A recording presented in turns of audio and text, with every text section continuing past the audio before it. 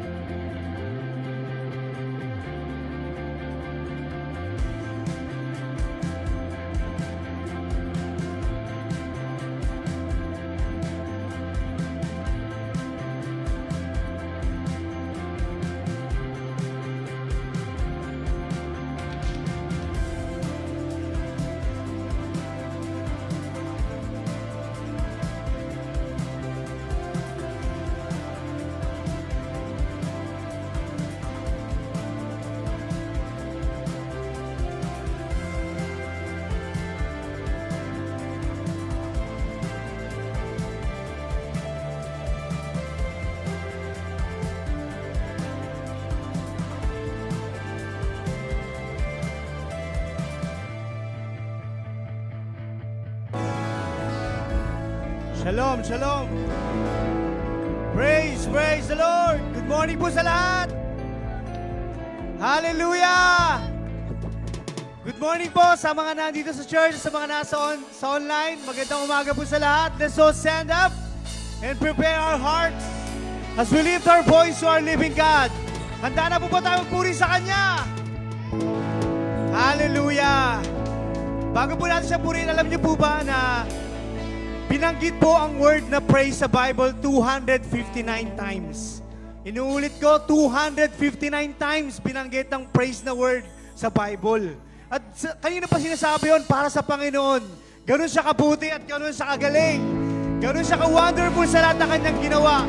So today we will praise Him as we lift our voice to Him. Come on, church, let's clap our hands with the Lord.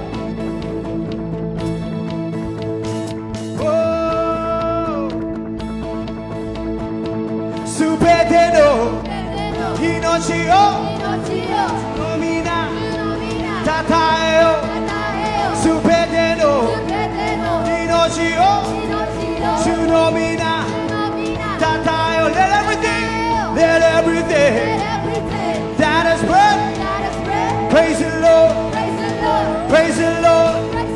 Let everything that has breath, praise the Lord. Let's praise the Lord. I praise in the valley, praise in the mountain,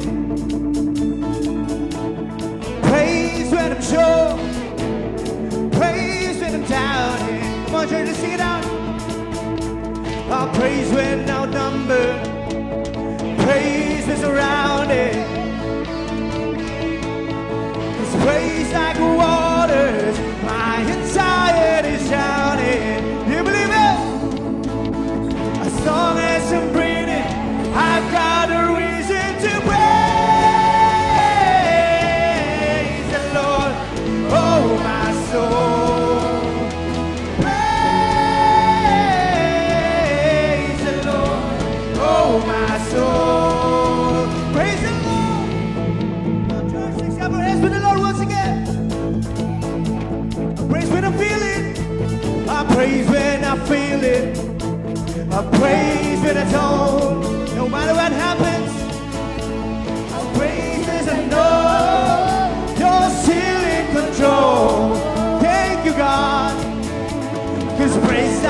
weapon. It's more than a sound. We declare praise like a sound that brings Jericho down. Oh, as long as I'm breathing, I've got a reason to praise the Lord. Oh, my soul, I gotta praise the Lord. Oh, my soul, praise, praise, praise, we sing and praise the Lord. Yes, oh, my soul, I gotta praise the Lord. Oh, my, and I won't be quiet. I won't be quiet. My God, yes, He's alive. How could I keep it inside? Oh, I won't be quiet. My God is alive. How could I keep it? And I won't be quiet. I won't be quiet. My God is alive. How could I keep it inside? I gotta praise the Lord. Oh, my soul. Praise the Lord. Come on, church. With one voice, let's declare. Let's praise Him. Let's praise 'cause You're sovereign. Praise 'cause You reign. Praise 'cause You rose and defeated the grave. I praise 'cause You're faithful. Praise 'cause You're true. Praise 'cause there's nobody greater than You. I praise 'cause hey! Praise 'cause You reign. Praise 'cause You rose and defeated the grave. I praise 'cause You're faithful. Praise 'cause You're true. Praise 'cause there's nobody greater than You. Praise the Lord, oh my soul. Praise the Lord, oh my soul. Praise, sir. Praise Praise the Lord. Oh, my soul, I gotta praise the Lord. Oh, my, and I won't be quiet. I won't be quiet. My God is alive. Yeah. How could I? Oh, I won't be quiet. I won't be quiet. My God is alive. How could I keep it? And I won't be quiet. I won't be quiet. My God is alive. How could I keep it inside? I gotta praise the Lord. Oh, my soul, praise, praise, praise, praise the Lord. Oh, my soul, I gotta praise the Lord. Oh, my, and I won't be quiet. God is alive. Let the devil know. Oh, I won't be quiet. My God is alive. How could I keep it? And I won't be quiet. I won't be quiet. My God is alive. How could I keep it inside? I gotta praise the Lord. Oh, my soul, praise the Lord. Let everything that is breath praise the Lord. Praise the Lord. Let everything that is breath praise the Lord. Praise the Lord. Hallelujah. We give You praise and honor. Glory and power is Yours, Jesus. We worship You. We glorify Your name. Hallelujah. Let's give a claps up to God. He deserves it. He deserves our praise and our worship. Thank You, Lord.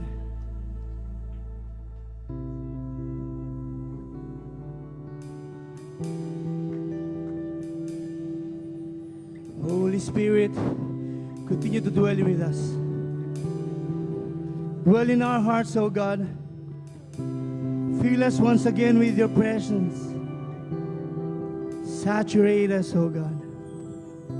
We need You. We need You, Jesus. Oh,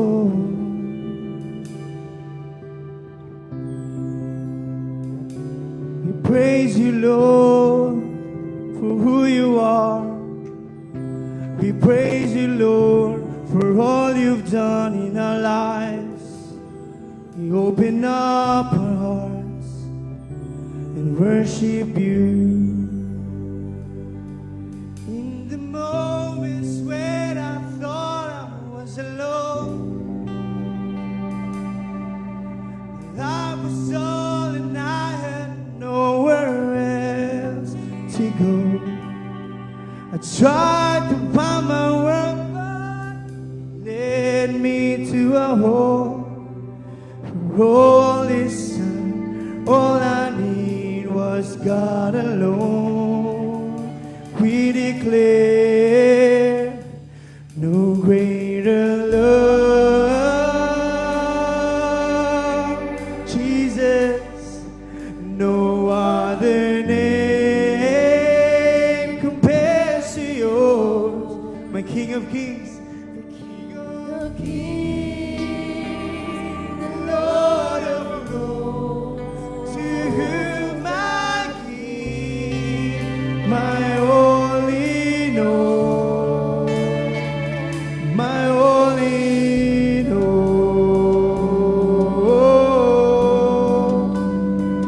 my only know. You took the pain, away when I thought it wouldn't end. Thank you, Lord. With open arms, you held me tight and called me friend. Now this life I surrender, I give to our Father, where I am. Decided to follow you,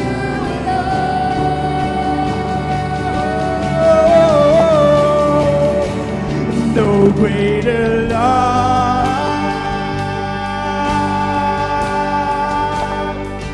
no other name compares to yours.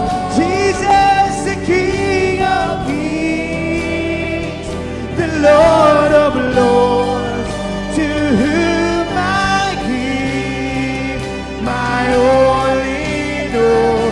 No greater love, no greater love. That's all we need. No other name compares to yours. The King of Kings, the Lord of Lords, to whom I give my all. No greater love, no greater love. Thank you, God, for giving us your Son, Jesus. Whosoever believeth in him shall not perish, but have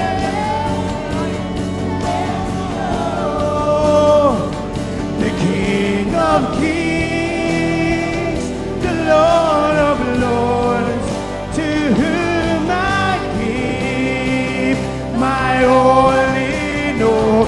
No greater love, no greater love. Hallelujah, hallelujah. No other name compares to yours. The King of Kings,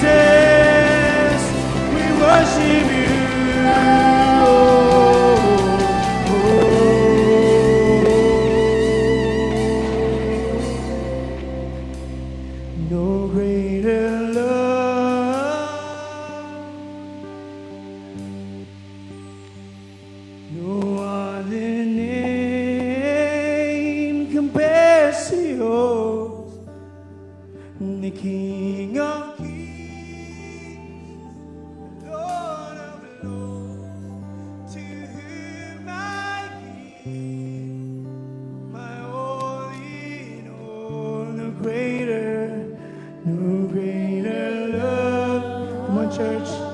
Let's open up our hearts to Him, singing, no great name compares to yours, the King of Kings, the Lord of Lords. To my King, my only know, my only know.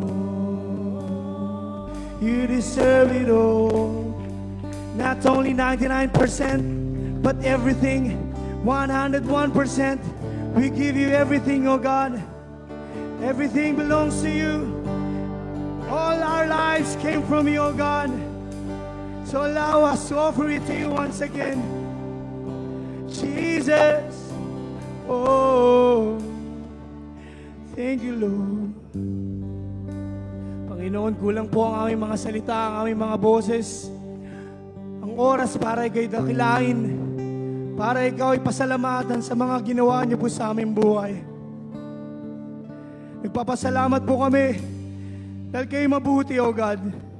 Sa kabila ng aming mga pagkukulang, sa kabila ng aming mga kasalanan, O God, hindi ka nagbabago.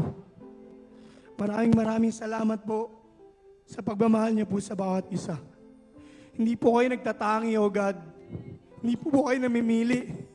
Everyone na lumalapit po sa inyo, you draw near also to them. Once again, O God, binubuhos po namin ang aming papurit pasasalamat sa inyo. Kulang ito, O God.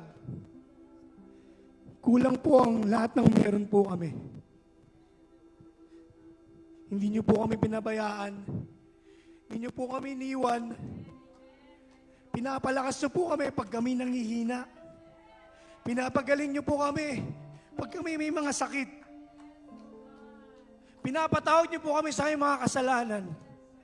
At pinagpapala niyo po kami kahit hindi kami karapat-dapat, O God. Father God, you are so good. You are so good. Your love is so amazing.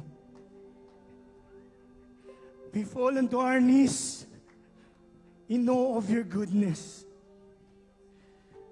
Allow us once again as your church to glorify your name, to lift your name in our lives, in this church, in this nation, in our family, in our workplace, in our friends, na kayo'y mandakila at kayo'y makilala. Hindi po ang aming sarili, kundi ang inyong pagmamahal. Makilala po kayo sa aming kilos, sa aming mga gawa, sa aming mga salita. Kayo po ay makilala at madakila, O God. Yun po ang tanging hiling namin, O God. Be like you, Jesus. It is all our purpose to be like you, Lord. So help us, O God, once again. Help us and enlighten us. Send your fire once again, Holy Spirit, as we worship you, Lord. Let your love be known. Let your love be known to us. Let your love be known.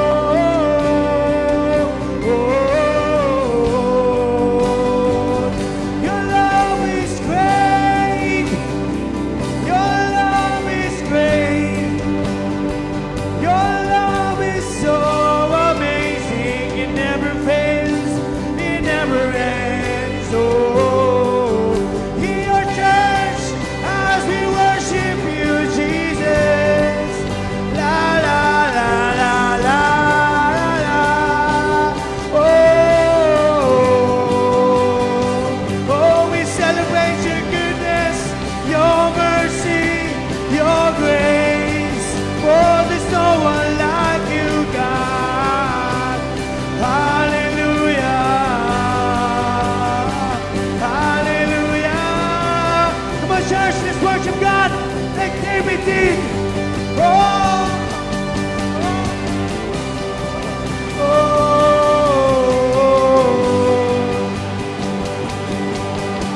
la, la, la, eh, la, eh.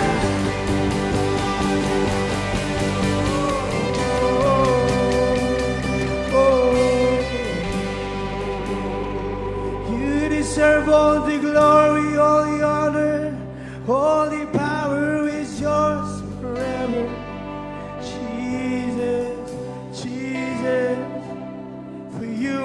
so good. You are so good to me. We thank you, God. We praise your name. Hallelujah. You are so good. For you are so good to me. You are so good to me. My hands and sing, oh Jesus, your love is amazing. You are so good to me. You are so good. We lift up our hands and lift up our hands and sing, oh Jesus, your love. Let's declare, you are so good to me. You are so good to me. I don't have to prove a thing. Oh Jesus, your love. You are so good to me. You are so good to me. I lift up my hands and say, your love is amazing. Hallelujah. Hallelujah.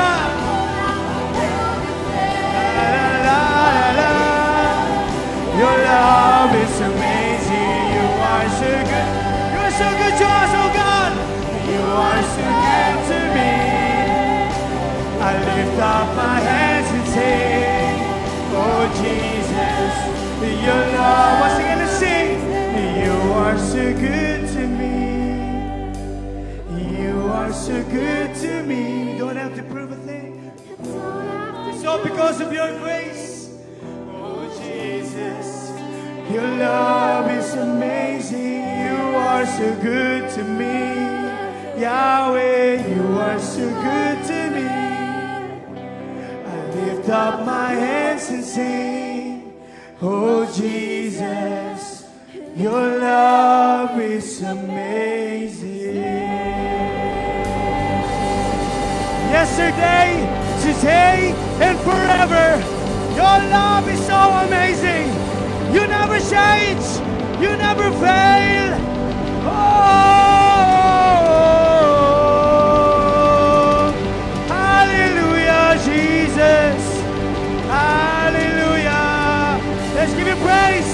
Let's give him honor. All the glory is yours, oh God. Hallelujah. In Jesus' name we pray. Amen.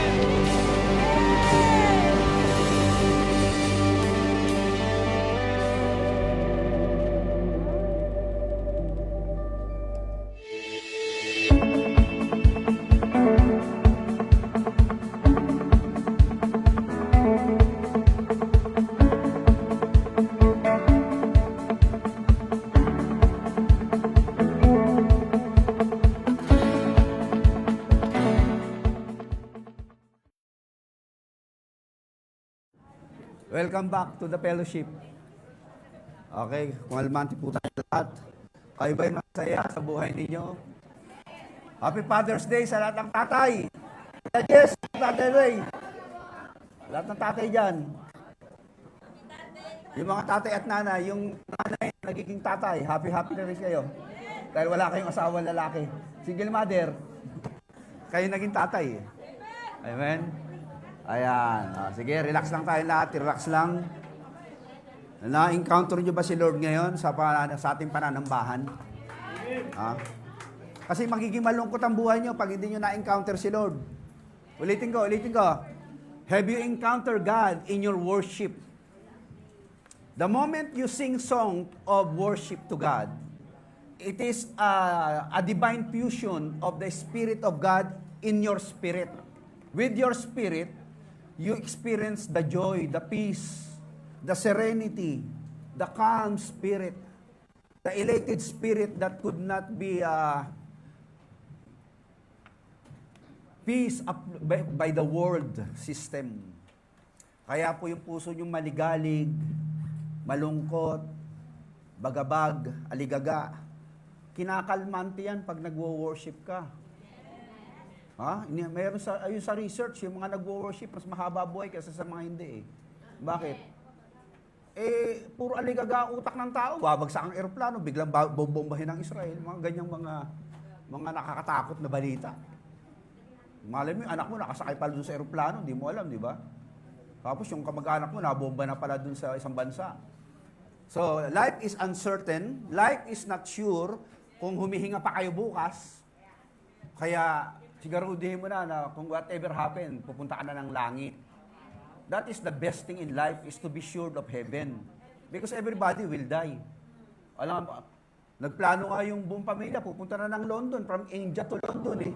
Magsesettle na for good eh. Oh. Wala ka bang alam-alam nun? Di pala matutuloy yung plano mo. Amen?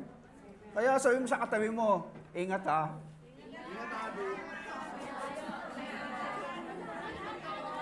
Kasi para binabaliwala nyo buhay nyo. Take care of your life. Take care of your loved ones. Take care of your finances and everything you have. Value it. Kung kailangan sabihin ng I love you, sabihan mo na, mamaya, wala na yan, bukas eh. Hindi mo pa nasabihan ng I love you. Pakisabi mo sa katabi mo, I love you. Yan. I love you. Para masaya, di ba? Okay na nyo, masaya ang buhay ng lahat.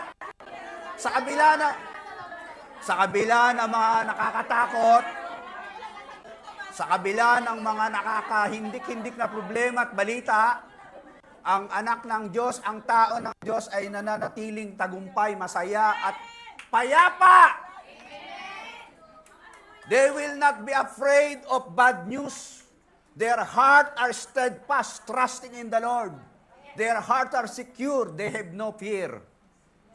That is what the Bible says in Psalms 112. Kaya hindi tayo nababagabag dyan sa mga bali-balita na yan. Tayo, kalmante lang tayo sa buhay. Relax lang. Kasama mo si Lord, di ba? O doon sa mga tatay na walang pera. Nababagabag na naman, nakasimangot si Mrs. Hindi niya makalabit-kalabit, nagagalit. Kaya mga tatay, kaya ikaw tatay, magsumikap ka para ang buhay ay umasenso ng konti. Amen? Huwag tatamad-tamad, ayaw ni Lord ang tamad. Tayo po'y manalangin. Happy Father's Day sa lahat. Father in heaven, we thank you, Lord, that this is the day that you have made. We will rejoice and be glad in it. You are able to reveal and to disclose the mysteries. Whatever it is, O God, the Holy Spirit is our teacher, the illuminator of our futile and finite minds. But because of His infinity, the revelation knowledge will come. In Jesus' name we pray. Maraming salamat sa inyong lahat at kahapon po galing po kami sa Yamagata. Kung nanonotice niyo yung dibdib ni Pastor, talagang dinibdiban po ni Pastor yung Yamagata. GFCF Yamagata. Kaya inaayos po natin yung gawain natin doon sa Yamagata para makakuha na rin ng lugar. Meron po nagbibigay ng lugar para gamiting worship center. Praise the Lord. Talagang napakabait ng Lord, no? Talagang the Lord is moving forward. Tandaan niyo, we have to have a vision. You have to have the vision of Christ. That Christ wanted all the world and all the people of this world to come to know the knowledge of the gospel of the good news of Christ. Kaya hindi tayo titigil. Palakpakan natin yung mga missionary na pupunta doon. Si Kuya Jun, si Ate Mabel, si Mama, si Ate Malu, at si Ate Weng, nasa Ate Rowena. Ayun, palakpakan natin yung mga missionary. Napapagod po sila, sariling pera nila, sariling oras nila, sariling effort nila. Nagpupunta sila para makapag-minister dun sa mga tao.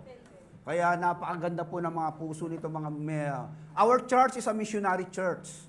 We are mission-oriented, kaya maraming taong dinadala si Lord. Dahil nagmi-mission tayo, hindi lang tayo nakamukmuk dito. Nasabi natin, pumunta kayo sa church. We cannot expect people to come to church, but the church, we will go to the people. So that we would invite them, sabihin natin, nandun ang masayang buhay, nandun ang pagpatanggal ng lungkot at ng kaburiduhan, nasa church yan. Amen? Praise the Lord sa buhay niyo. Ngayon, pinag-uusapan po natin is stewardship of time, stewardship of your family, stewardship of your money, stewardship of your resources, stewardship of your beauty and health. Pag pinag-usapan beauty and health, marami nakatingin kay pastor eh. Pastor, dali mo, bilisan mo, dali mo. Kumukulubot na ako. Tagal naman yan. Hindi ako politician. Hindi rin ako politician. Ako ay pastor. Pero somehow, magtuturo tayo ng mga spiritual truth na nakakatulong sa inyong beauty care. Kasi pag lagi kang aburido takot, madali kang kumulubot. Totoo ro yun. Yung lagi kang stress, madali kang kumulubot nun. Kita mo si Bella, laging fresh. Nakilala ko yan, bata niya, fresh. Ngayon, may edad na rin, fresh pa rin. Bakit? Marunong tumingin sa Diyos yan eh. Di ba? O, kita mo, pagdating niya sa Tokyo, hinahanap niya si pastor. Asa si pastor? Yung inaalagaan mong si Diyos, ayun no, malaki na. Nakita mo? Diyos! Ayan, malaki na siya, malaki na. Dati, binibitbit mo lang yan doon sa Kurihara, sa Inishara eh. Okay, let's go forward. Are you ready to hear God's Word? Next Sunday po, meron na tayong second service kasi lagi tayo napupuno dito. Kita, puno na naman tayo ngayon, no? Kaya magkakaroon po tayo ng second service sa afternoon. Kaya kung available kayo sa afternoon at may mga kaibigan kayo natutulog sa umaga at gustong mag-charge, meron na po tayong afternoon service. Yung mga nanonood po dyan sa internet, sa online, na malapit kayo dito sa Tokyo, Northern Tokyo area, Filipino Community Church po tayo dito. Meron pong Japanese translator. And then sometimes, pastor speak English. Kaya international po ang nire-reach out natin. Pumunta po kayo dito sa Umejima, dito somewhere in Adachiku, nandito po yung church natin. I-type nyo sa inyong internet, sa Google nyo, God's Black Christian Fellowship, mag-a-appear yun doon, nandun po yung direksyon, nandun na rin lahat ang mga information na kailangan nyo para makarating po kayo dito sa church. Meron na po tayong afternoon service para kayong mga natutulog sa umaga dahil nagpuyat kayo ng Saturday night, may mga gimmick kayo, hindi kayo ligtas. Kayo po ay makakapasok pa rin dito at makapag-attend ng church on Sunday afternoon. Amen? Ayan, praise the Lord. Kaya yung iba, Pastor, hindi ako makapag-church, ang aga eh. O afternoon, meron na tayo. Hindi ka na makaka-excuse. Wala ka ng excuse ha.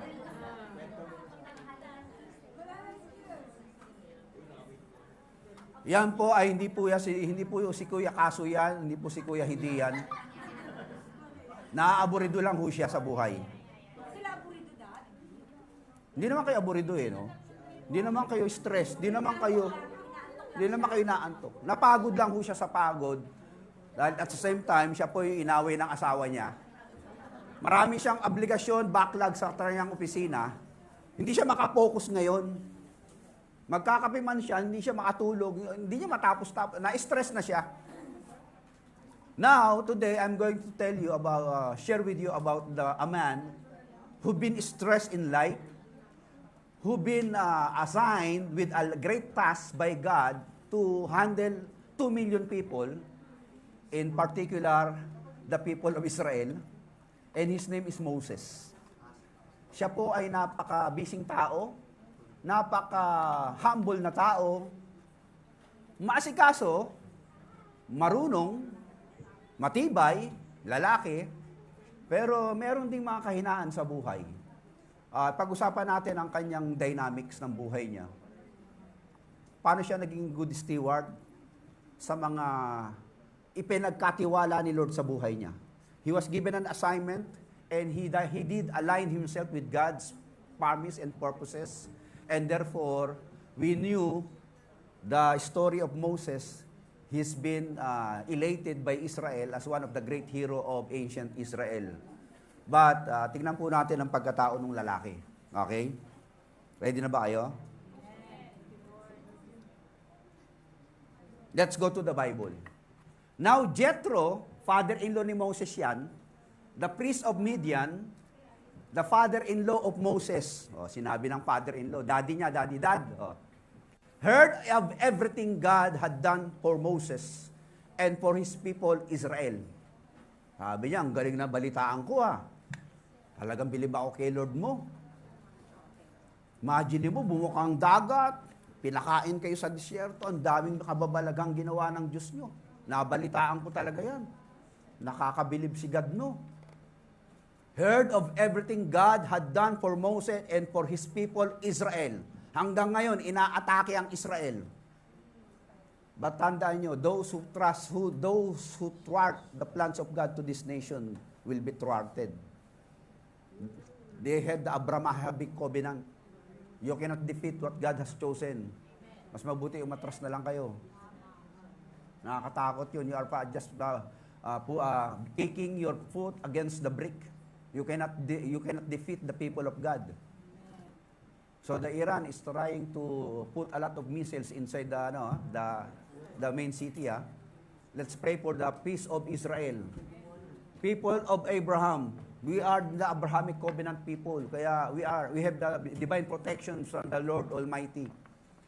And how the Lord God had brought Israel out of Egypt. Nabalitaan ni Jethro kay Moses yun. Bilib na bilib yung matanda.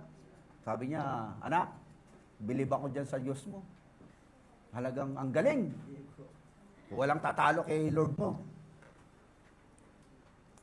After Moses had sent away his wife, Zipporah, his father-in-law, Jethro, received her and her 2 sons. Ito pong dynamics ng kanilang buhay ay hindi nyo po masusundan kung bakit hindi nyo babasahin yung buong Exodus, magmula chapter 1 hanggang 18, hanggang pataas. Nagkaroon po ng problema itong mag-asawa, si Moses, si Zipporah. Nagkaanak silang dalawa, ang pangalan nun ay si Gershom. Ibig sabihin niyan is, I have become a foreigner in a foreign land. At yung isa naman ay si Eliezer. For he said, my father's God was my helper. So he saved me from the sword of Pharaoh. Pinauwi po ni Moses yung pamilya niya. Nandito ako sa Egypt, meron akong mission dito. I'm going to face Pharaoh at hindi ko alam mangyayari sa akin. Pwede akong mamatay. Kung kasama ko kayo, pwede kayong madamay. Kaya pwede na, umuwi na muna kayo sa Midian, kasama mo yung mga anak. Okay ba? Sabi ni Zipporah, ano ba naman ito napangasawa ko, napaka-busy. Wala nang panahon sa aming mga pamilya. Pinapauwi pa kami doon kay tatay. Mababasa niya sa chapter 4, nagkaroon po sila ng conflict mag-asawa. Kasi sa Israel, at age, yung bunso nilang anak na si Eliezer, pinanganak ni Zipporah, on the 8th day, dapat ang bata tutuliin. Si Zipporah po ay hindi Israeli, Midianites, anak ni Jethro. They do not practice circumcision. Ayaw nung nanay. Kasi nga masakit, kawawa ng baby, hihiwain, sakit, di ba? Para mapilis niya yung anak niya, hindi niya tinuli. Ayaw ng Lord na walang tuling bata sa Israel. Nagkasakit si Moses, gusto niya siyang patayin ni Lord. Nung nalaman ni Zipporah na dahil I violated the law of God na hindi ko tinutuli si Eliezer, tinuli niya yung anak niya, siya nagtuli. Kasi sobrang mamamatay na si Moses eh. And God is about to kill Moses because he refused to circumcise Eliezer. Kaya si Zipporah ang tumuli dun sa anak niya, baby. At simula doon, nagkaroon sila ng conflict mag-asawa. Sino dito may conflict sa asawa? Taas ang kamay. At sinasabi ng asawa, ako may hawak ng pera.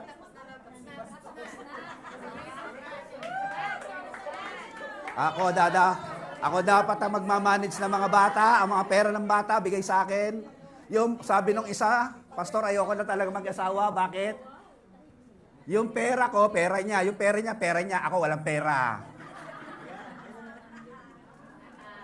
Mga sigang babae dyan, na hindi makapalag ang mga lalaki, pagdating sa pintuan, nakaganyan na kagad.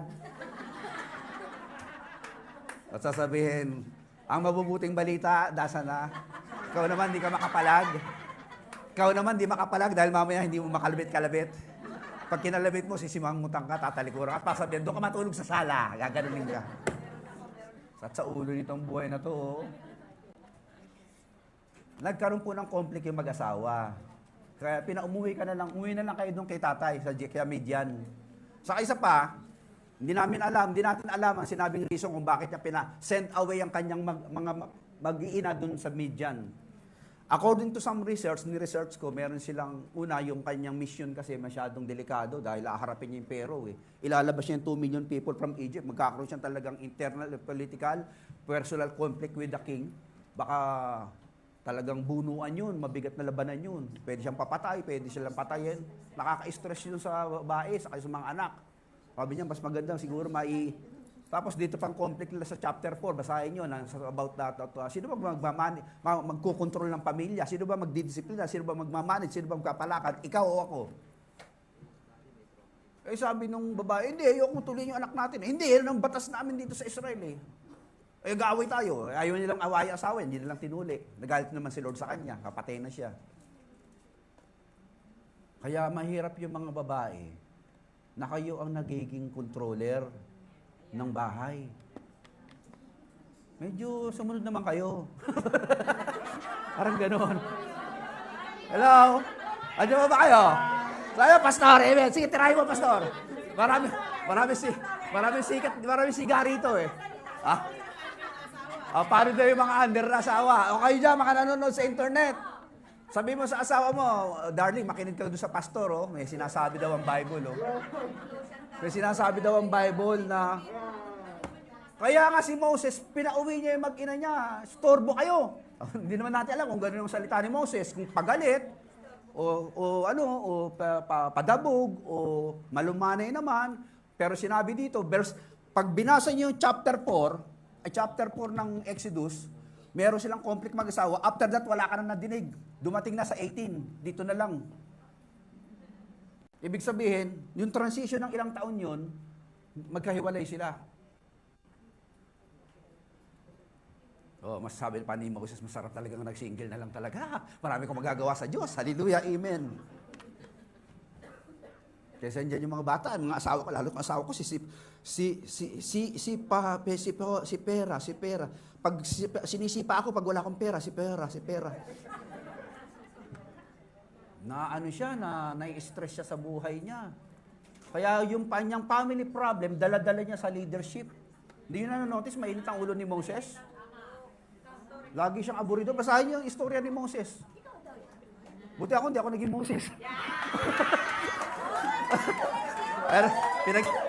Ang gabi, na-stress na naman ako ang gabi. Sabi ni Mama, nag-iba na mukha ni Pastor. Tingnan mo. Nag-meeting kami ng mga leadership doon sa Yamagata. Iba na mukha ko. Pag nag-handle ka ng tao, nakaka-stress eh. Talagang iba-iba ang utak ng tao eh.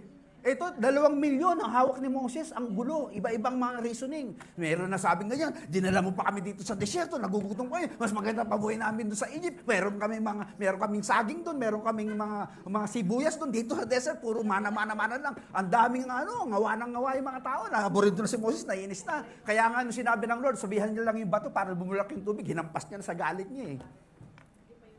That is the way we handle people. And that's the way we react when we are pressured by handling stubborn, hot-headed individuals or group of people. Hindi ho madaling maging leader. Akala nyo maging leader. Kaya huwag kayo mag-ambisyon nito kung hindi kayo handang mamatay. If you are not ready to die, don't go to leadership.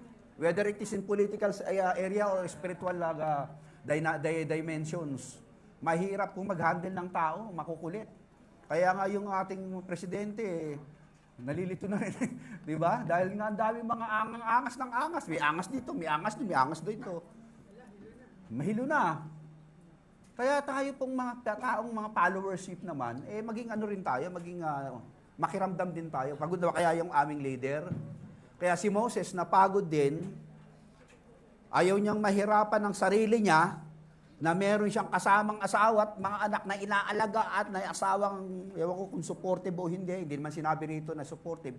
Otherwise, kung supportive niya, hindi niya napauwiin yan. Sabi niya, darling, dito ka lang sa tabi ko. Sa hirap at ginhawa, magkasama tayo, hindi mo pinapabayaan. Talaga. Kaya lang, umuwi na kayo doon. Hindi ko na kayo kailangan, naburdo ako sa inyo. Pinauwi, sent away dun sa tatay. Ang ilang panahon yun. Ano pakiramdam ng mga bata? Nasaan si daddy, mami? Ay, si daddy mo, may mission siya doon sa Egypt eh. Meron siyang mabigat na mission doon. Dadating din yun.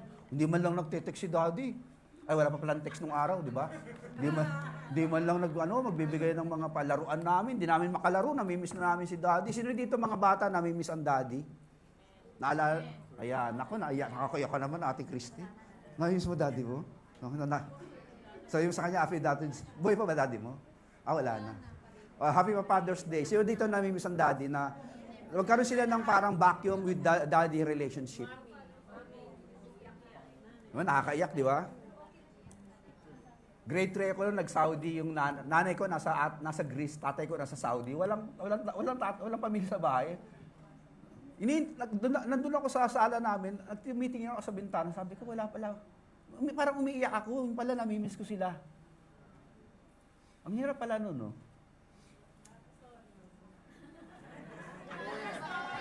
Ang hirap pala nun, no? So nilalaro ko yung laruan ko.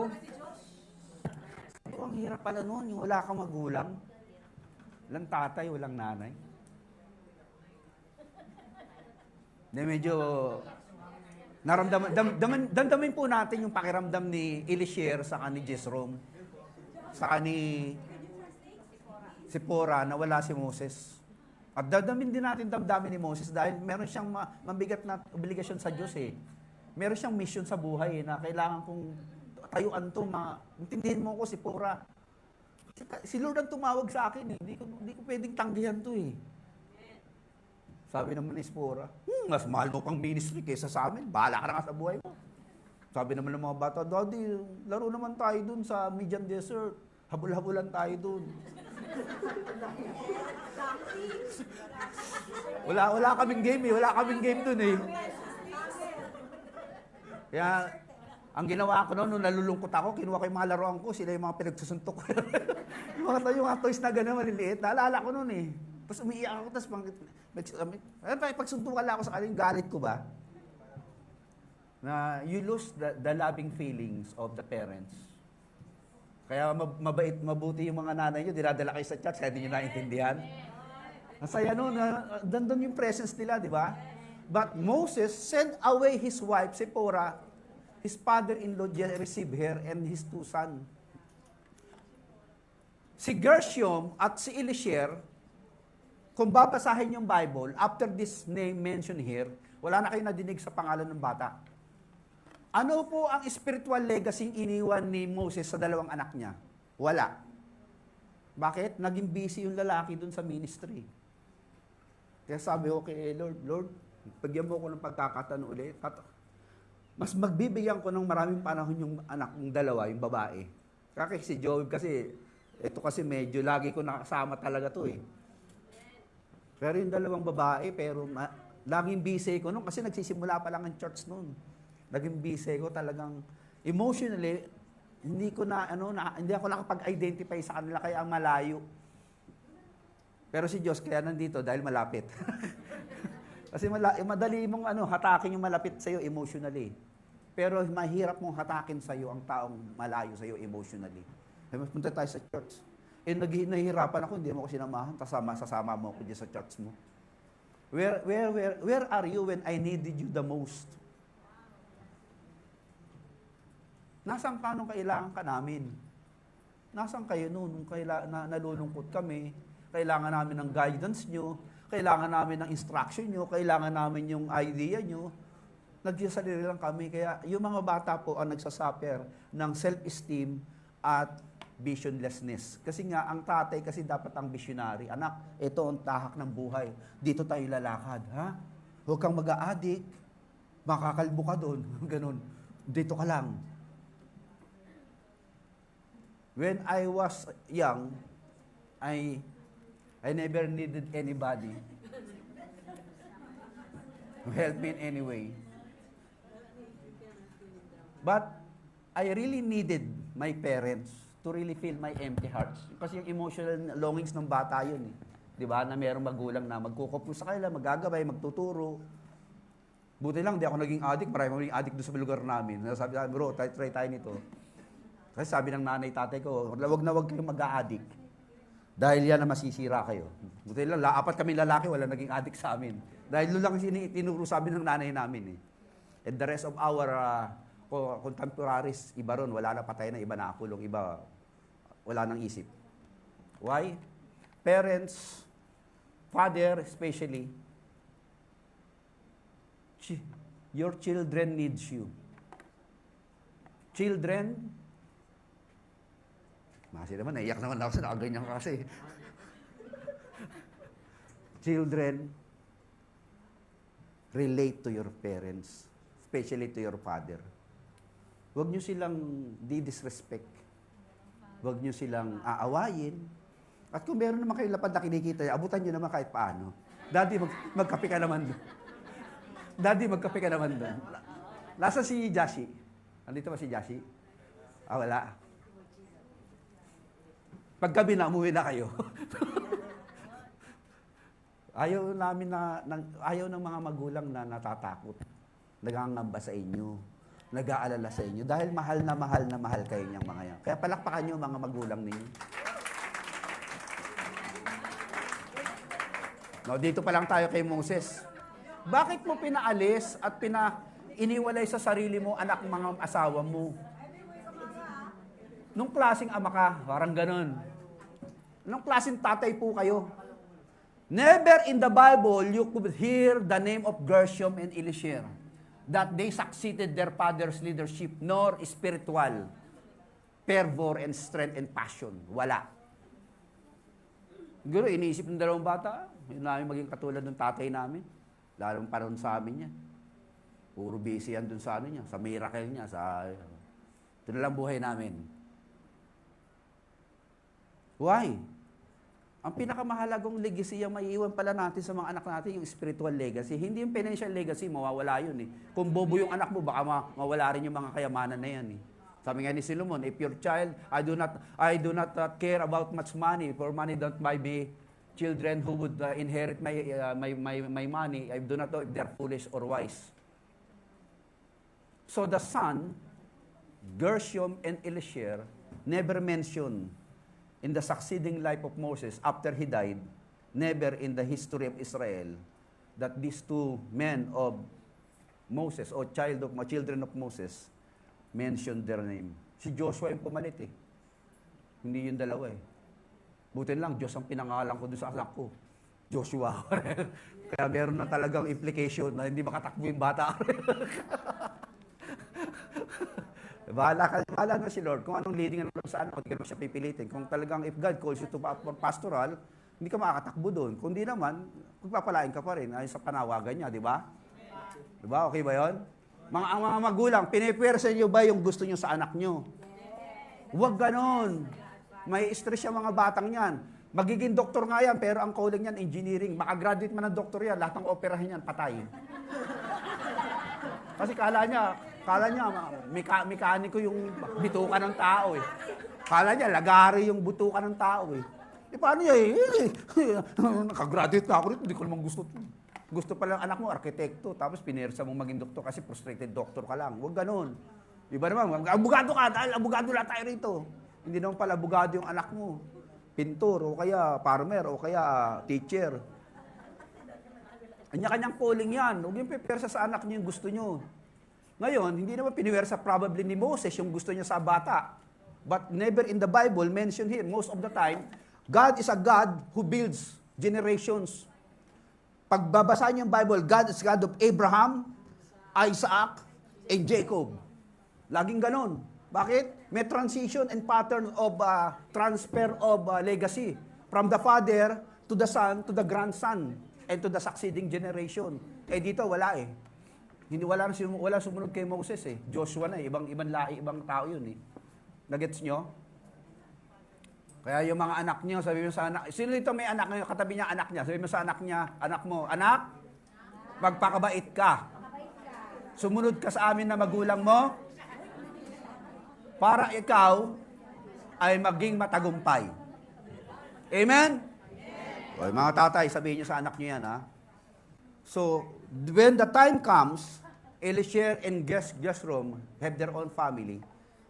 Spiritual legacy is not mentioned. Why is it? The generation of Moses is not recorded here. So ngayon, balik na tayo kay Jethro. My father's God was my helper. Yan ang ibig sabihin ng Eliezer. Yung Jeshurun naman, I have become a foreigner in a foreign land. Kasi nung pinanganak si Jeshurun sa Midian, kasi pinatay ni Moses yung isang Egyptian eh, nakita siya ng tao.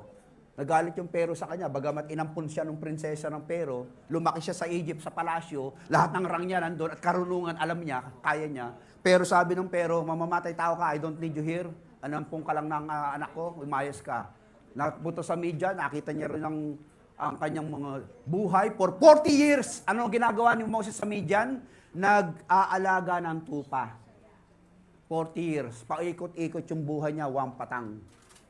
Sino dito ang ganyan ng buhay? Parang paikot-ikot na, parang nabuburyong na siya, parang naiinis na siya, parang paikot-ikot na lang itong buhay ko, parang wala namang pagbabago rito. 40 years na akong ganitong style. Sino dito may ganyang buhay ngayon? Parang inip na inip ka na, parang asar na asar ka na, parang sawang-sawa ka na sa buhay mo. Sino merong ganyang pakiramdam ngayon?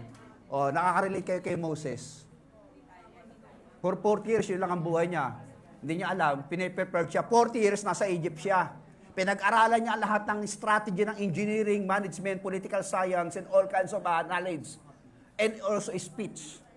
According to Book of Acts, magaling siya talaga sa speech. Kaya lang nung napunta siya sa Midian for 40 years, walang karunungan, puro tupa lang kausap niya. Kinalawang yung kanyang knowledge.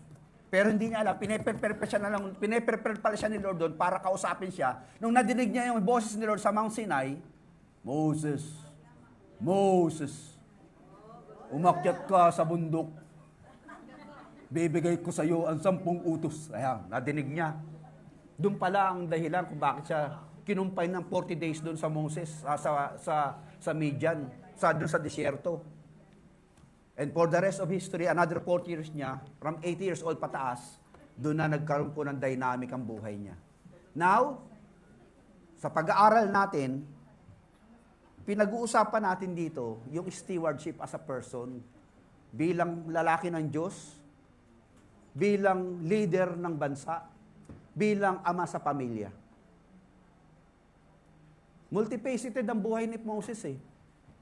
Ako, hindi lang naman ako tatay kay Diyos. Asawa ako kay Winnie. Hindi naman ako pastor sa inyo. Kapatid din ako sa utol kong sa utol ko. At membro ko ng Lipunang Pilipinas. Marami rin akong obligasyon sa buhay. Kaya multifaceted din yung aking ang dynamic ng buhay ko. Si Moses, ganun din. So, pinangalanan niya yung anak niyang, si Eliezer, na ibig sabihin, my father's God was my helper. Kasi dito niya nararamdaman yung kilos ng Lord eh. Na talagang pagdating ng milagro, gumagalaw ang Diyos sa buhay niya. Pag sinabi ng Lord, darating ang 10 peste sa Egypt. Pagbukas ng dagat, gano'n lang ng basto niya, ramdaman niya, yung tulong ng Lord sa buhay niya, sa pagiging leader niya sa Israel. Eh. He saved me from the sword of Pharaoh. Jethro, Moses' father-in-law, together with Moses' son and wife, came to him in the wilderness where he was camped near the mountain of God. That is the Mount Sinai. Di nag-meeting na ulit, nag-reunion na yung pamilya. According to research, 1.5 years yung kanilang pagitan na nagkaroon siya ng gawain sa Egypt at pinadala niya yung pamilya niya ron sa Midian. Nagtagpo uli, chapter 18 na.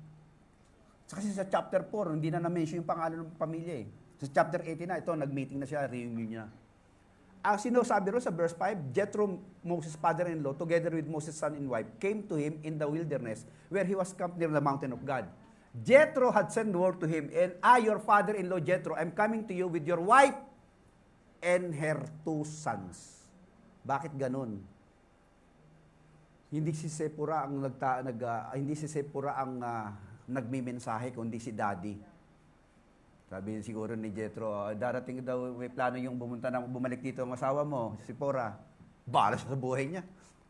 Wala akong pake. Kayo na makipag-usap dyan. Parang dineded man ng babae para mainit ang ulo. Sa kayo yung matanda sumulat. Nagpadala ron. So, nabasa niya. Si tatay pala to. Hindi man lang nagsumulat, di lang itong bumati itong babaeng to. Di man lang binati yung pangalan. Di man lang nag-greet ng Father's Day ito. Babaeng to. Mga anak ko, wala man letter sa akin. Di masama na loob yata ng mga bata at sa mga asawa eh. Tagal yung pinauwi mo eh. Gusto nilang fellowship mo eh. So Moses went out to meet his father-in-law and bow down and kiss him. They greet each other and then went on the tent. Sino ang hinalikan ni Moses? Sino? Kanino siya lumuhod? Pagka gano'n makita mo sa, ay, my dear, long time no see. Di ba? Binaypas yung asawa eh. O, tabi ka lang dyan. Dali, kusa. Beso-beso sa Middle East, di ba? Yung mga lalaki. Di ba? Hindi, silent yung Bible. Wala sinabi eh. Why he never mention the woman, the wife, kiss the wife and the children? Siguro yung mag-asawa, no, saka yung anak, nandun lang sa dulo. Yan si daddy, oh. So what? Sabi pa siguro ni Elishel sa kanil Jesrom. Sabi naman, mami, si daddy daw, yan. Oh, yan na naman si daddy mo. Gaawin na naman ba kayo? So yun na siguro ni Jesrom. Pagod na kami. Di ba? Saka, tingnan mo yung tsura ng tatay mo, kan tumanda, oh. Namuti na buhok. Ano ba nangyari dyan? Humababalbas. Hindi man inayos yung sarili. Nabalitaan natin na ano daw, marami daw ginawa ang Lord sa buhay niya. Tapos, meron daw paglaban sila doon sa Egyptian, hinabol sila doon sa desert, namuntin lang sila mapatay, ang dami nangyari daw eh. Tapos yung mga tao daw, naburido daw siya, ganyan. Ay, ganyan talaga tatay niyo, mga anak. Kaya, huwag niyo tutularan tatay niyo, ha? Probably, may ganyang mga implikasyon dyan. Hindi binensyo sa Bible, eh. Kaya yung mga bata, ang layo sa ministry. Alam mo, nakakalungkot. Mga mighty man of God tayo, pero mahina tayo sa family. Parang ako lang. Mga gagaling natin sa businesses, ang gagaling natin sa politika, pagdating sa bahay, sinasampal ng mga asawa, binubugbog ang mga bata, pinagmumura ang mga pusa, pinagtatadyakan ng mga timba, basag ang mga balde.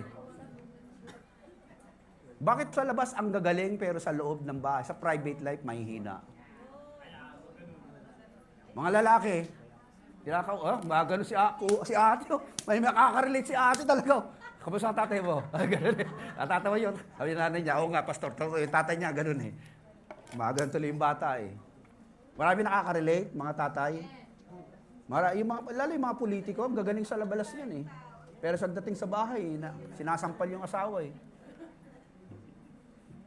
Now, we do not undermine the leadership of Moses. Moses is recognized by Israel as one of the great hero of Israel.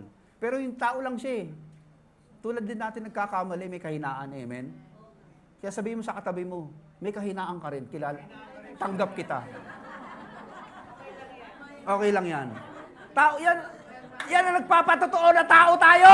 Hindi tayo Diyos! We are not perfect! No one is perfect, only God. Kaya, turuan natin sarili nating tanggapin niyang katabi mo at mahalin mo. Dahil ikaw ay meron ding kahinaan at tinatanggap niya na rin at pinagtsatsagaan niya hanggang ngayon. Amen? Ganun lang buhay para masaya. Hallelujah.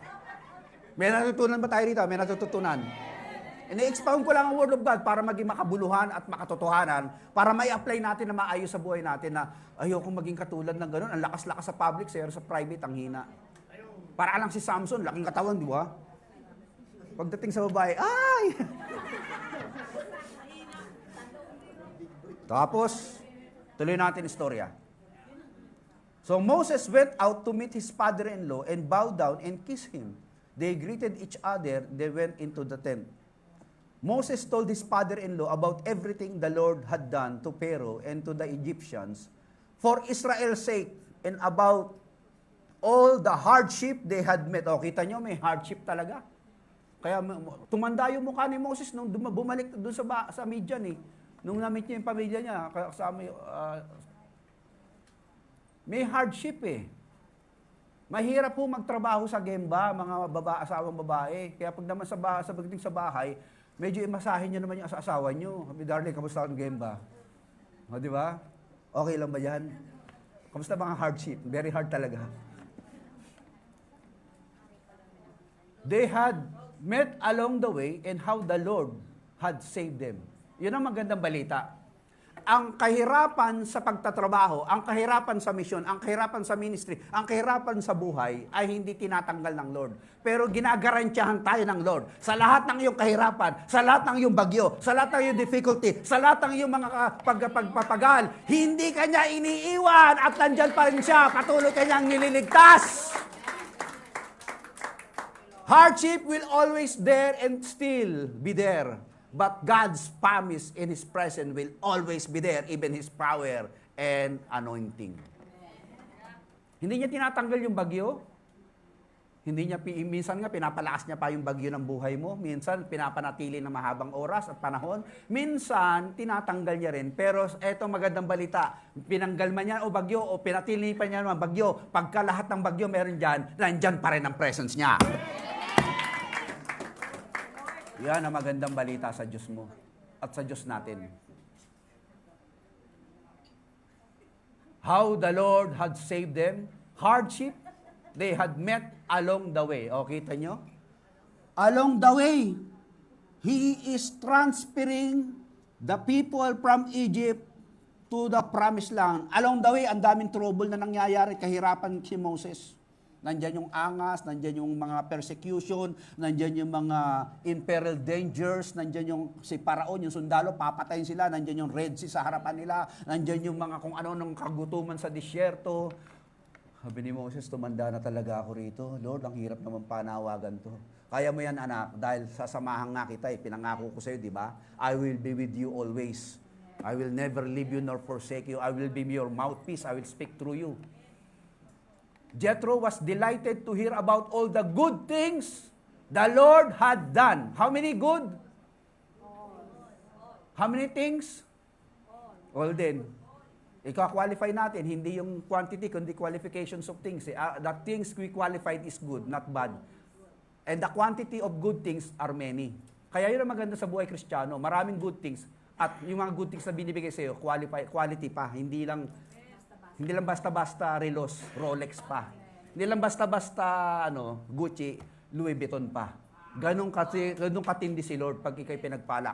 Kaya nung umalis sila sa Egypt, sabi ng mga babae, yung mga ginto, amin yan. Yung mga silver, amin yan. Tinokbo nila, dami nilang dala-dala plunder. Kasi sabi ng mga Israelites sa Egyptian, ilang taon nyo kaming inalipin, walang sweldo. Amin yung mga ginto, amin yan. Bit nila. Hindi nyo ba nakikita yung power, yung transfer of wealth doon?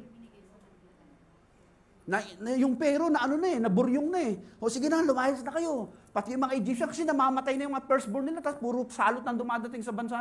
Ito na mga ginto namin, sa inyo na yan. Huwag lang kami mamatay, mauubos kami. Tabantuan naman yung mga babaeng Israelita.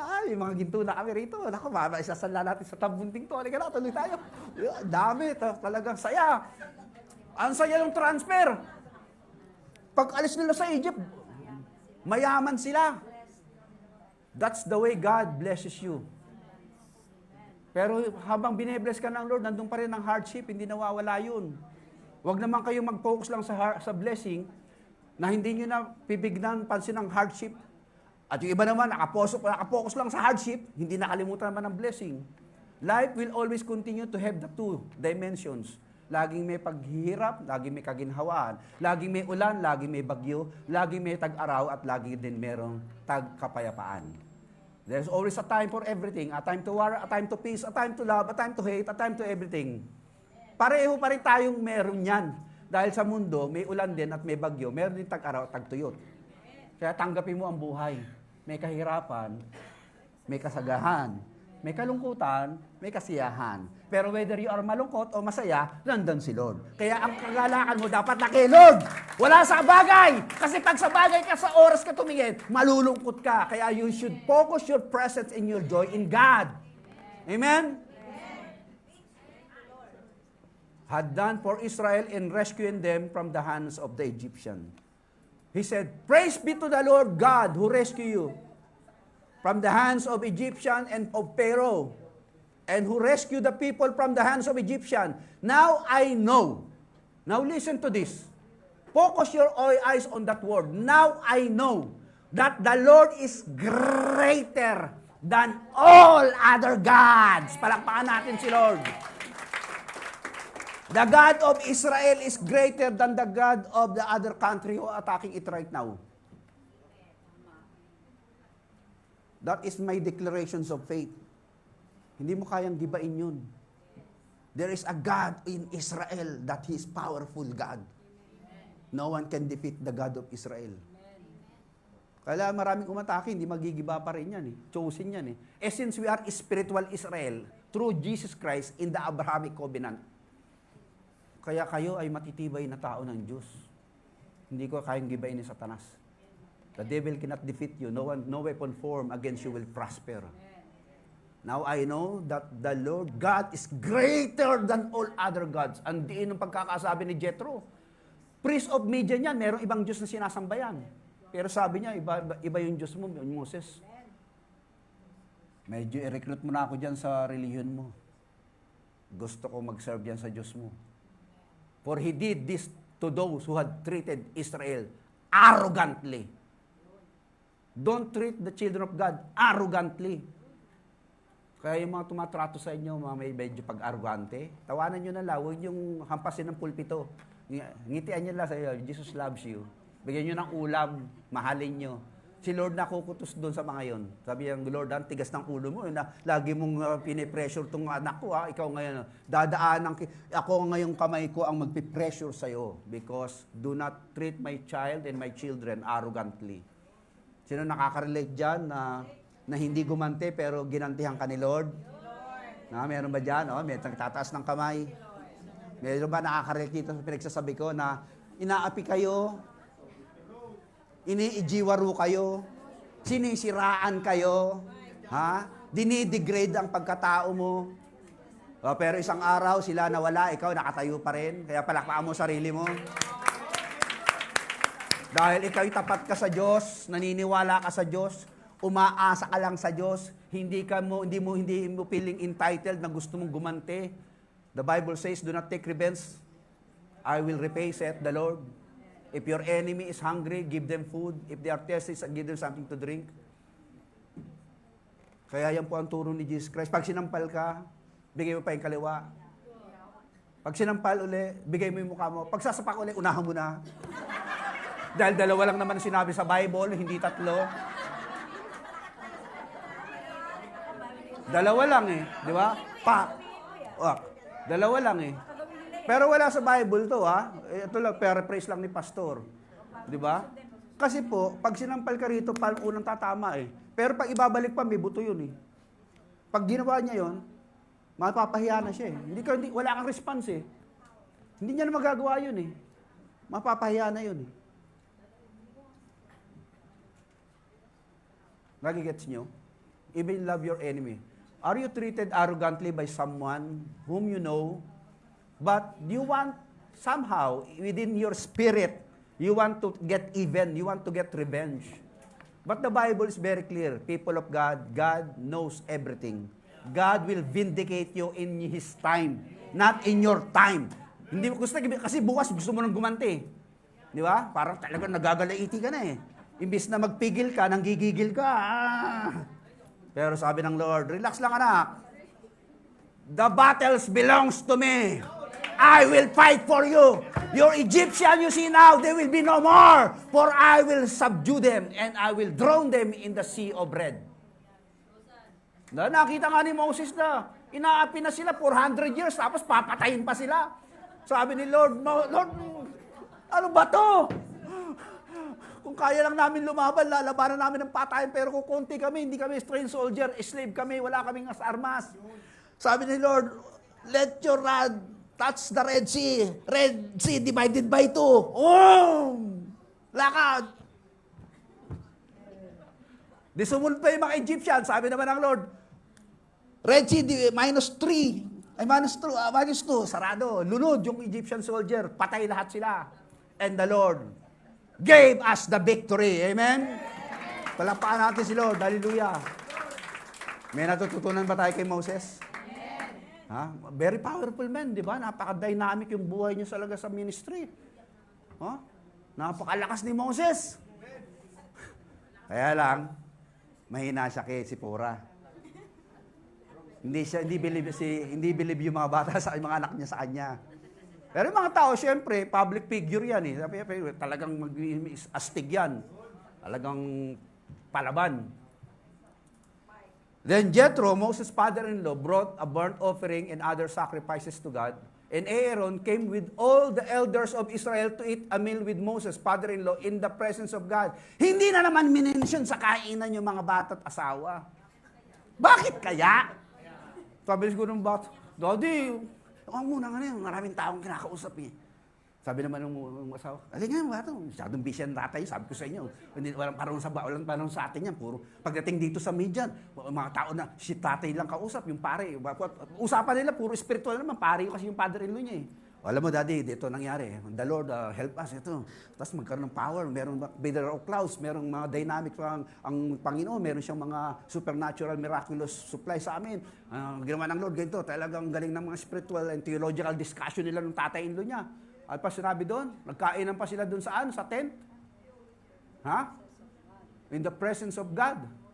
Then, the next day, Moses took his seat to serve as judge to the people. Hindi ba lang nagbigay na naman ng oras doon sa mga bata, sa mga asawa.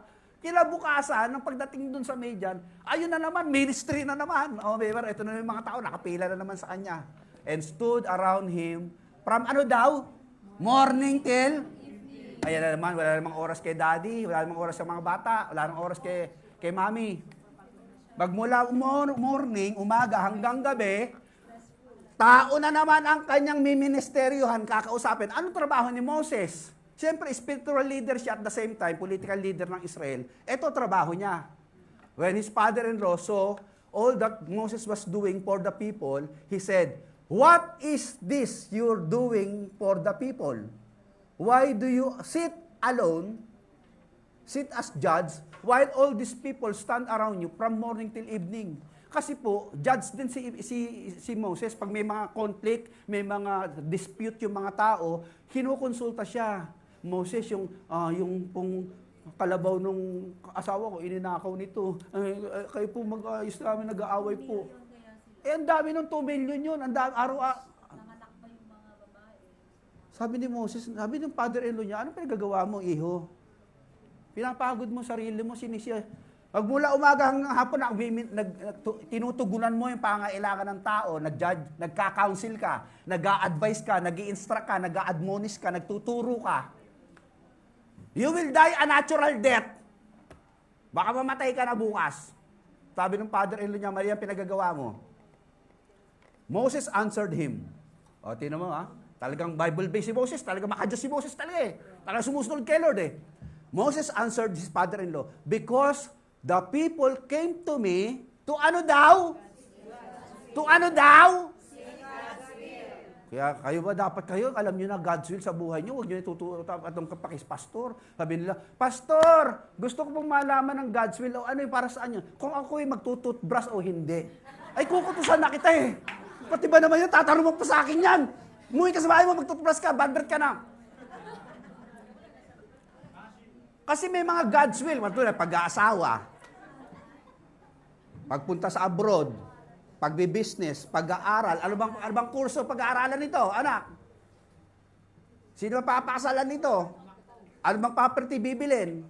Sino bang magiging business transaction? Ang daming mga God's will na gustong alamin ng tao para hindi siya magkamali sa decision making niya eh. Lahat tayo nagbibigay ng decision, di ba?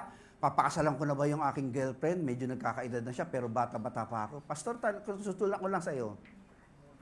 Sabi ko, hindi nyo ba kayo mapag-desisyon na yung dalawa yan? Eh, minamadali ako, pastor eh. Wala pa naman akong, di ba ako sa posisyon mag-asawa eh. Mag-pray kayong dalawa. Lapit. Anong leading sa'yo, babae? Magpakasal na po. Ikaw sa lalaki? Hindi pa po. Bakit ganun? Hindi natutugma yung espiritu yung dalawa. Baka nagsasambunutan kayo. Kasi pag nananalangin tayo, gusto natin yung komportable yung sagot sa tutugon ng panalangin natin. Hindi yung inkomportable at inconvenient sa atin, di ba? Kasi naging inconvenient ka na dahil nagkakaedad ka. Ito naman, ayaw niya maging inconvenient dahil bata pa siya, gusto yung mag-enjoy binata niya. So there's a lot of things in the world that deals about God's will. And most of time, God's leader or God's people who are in the leadership are suffering from all kinds of tinatawag nating ministry burden or burnout.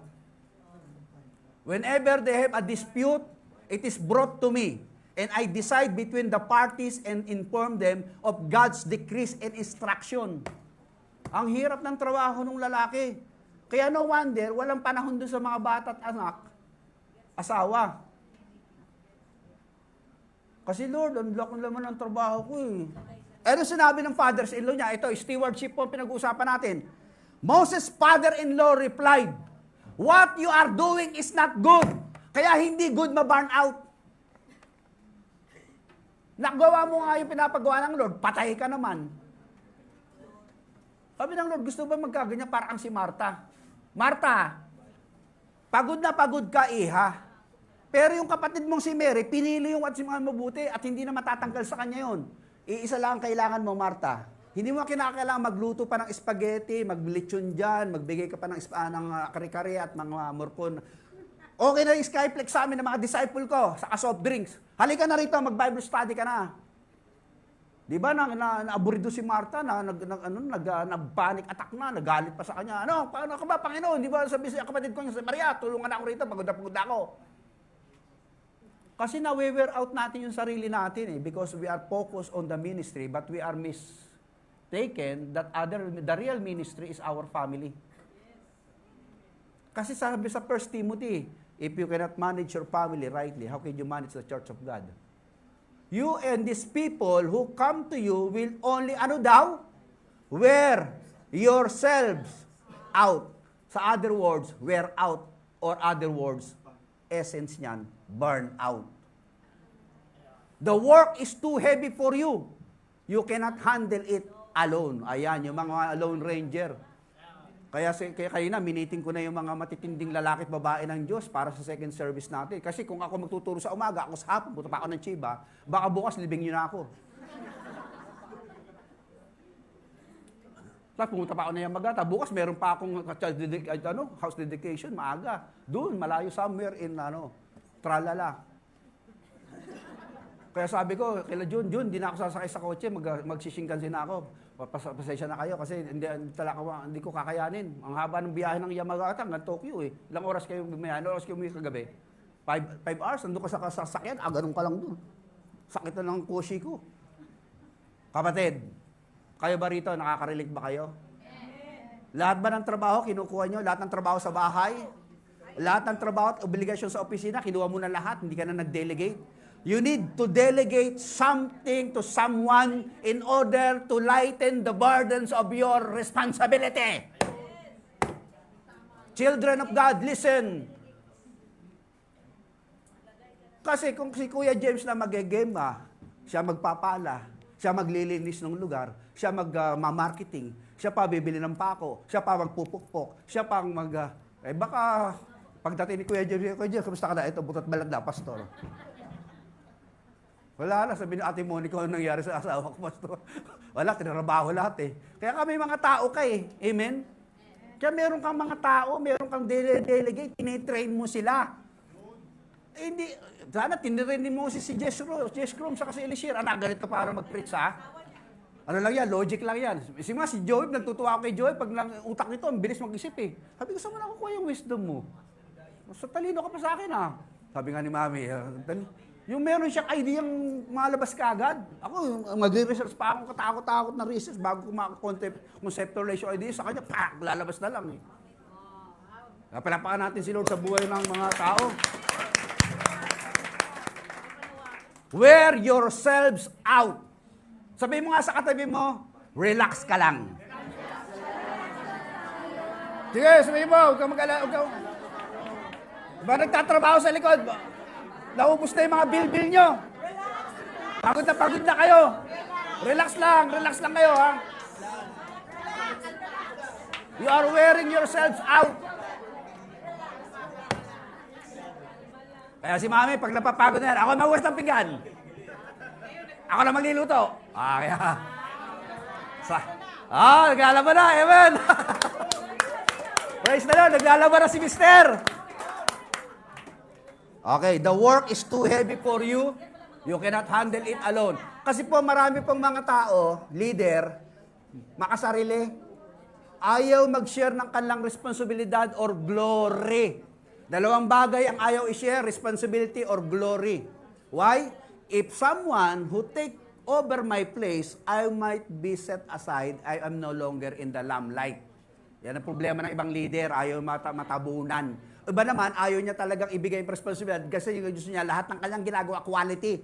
Kasi pag nag-assign siya ng isang taon na hindi, o perfectionist ba, hindi maganda gumalaw, hindi siya masaya. Kaya huwag ka nang gumalaw, ako natatrabaho. Kaya tatrabahuhin niya. Kaya pagod naman.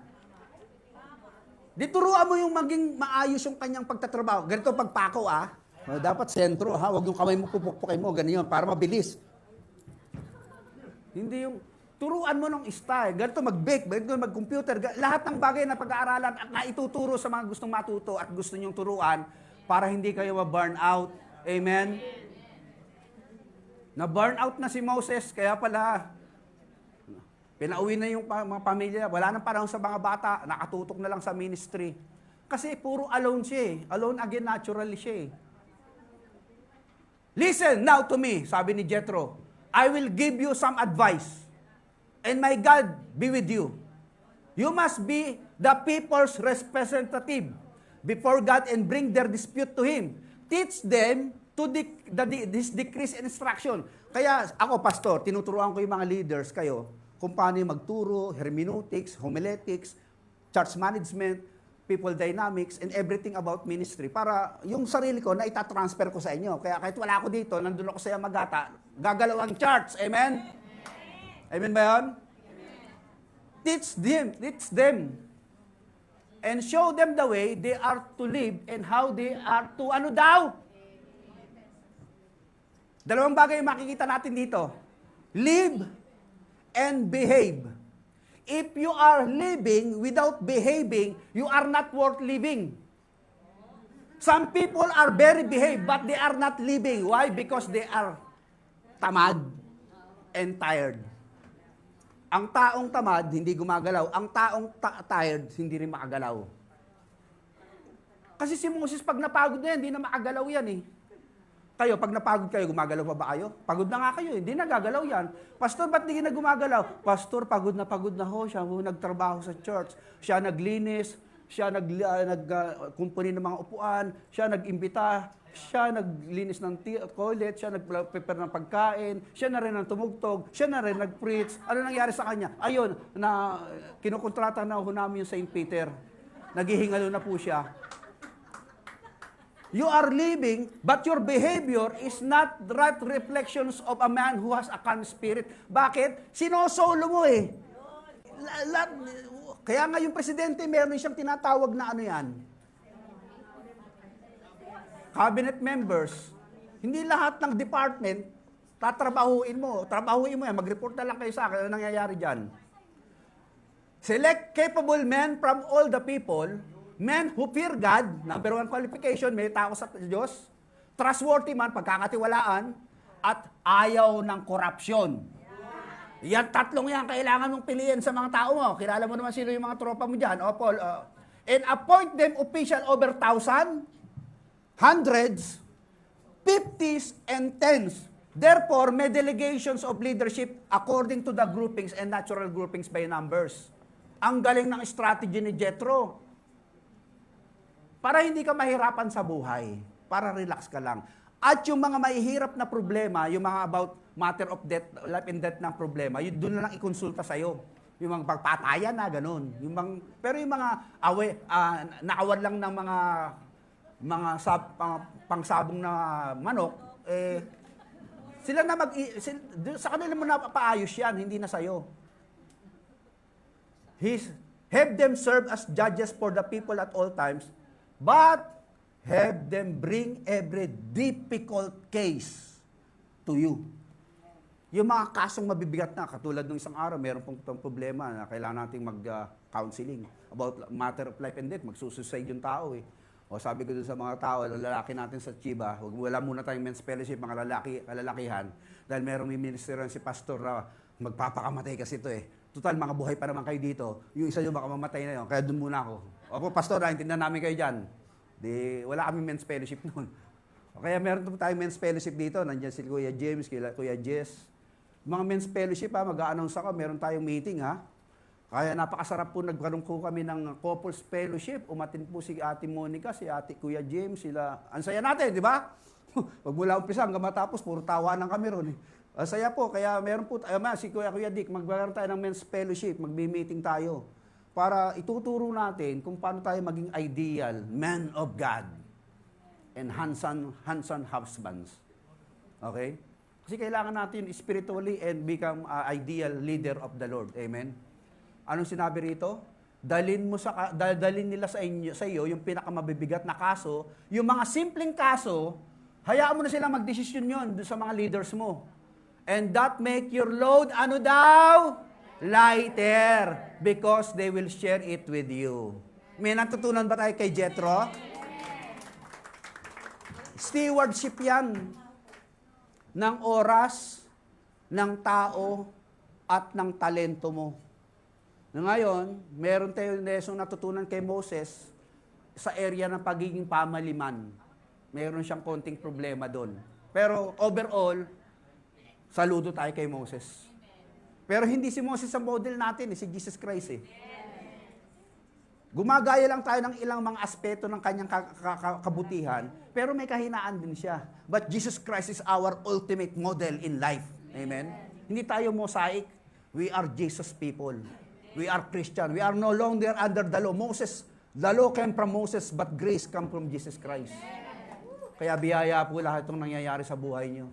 Itong pagtuturong to na inalatag ko sa buhay ninyo para tayo maging masaya at magaang at hindi ma-stress at humaba pa buhay natin sa lupa. At magkaroon ng magandang relasyon sa mga bata at pamilya at asawa. At magkaroon ng magandang pakikitungo at pag-aayos ng management ng ating organisasyon, simbahan man o anumang mga political involvement natin sa komunidad. Tayo magiging tunay na representative ng Diyos sa tao, sa sarili mo, sa pamilya mo, sa asawa mo at mga anak mo. Ikaw ang Moses ng buhay ko. Amen? May natutunan ba tayo? Palakpakan natin ang Diyos! Mabuhay ang mga hinirang ng Diyos na ngayon nag-aral tayo ng buhay ni Moses as a steward of God's power and presence and provisions. May you be like Moses. Huwag natin tularan yung kahinaan niya, pero tularan natin yung kagalingan niya. Amen? Palakpakan natin si Lord, palakpakan natin. Mabuhay ang mga alagad ng Diyos! Palakpak! Praise God! Maganda at mapagpalang araw po sa ating lahat. Thank you po, Pastor, sa very relevant at maaksyon na Word of God ngayong umaga.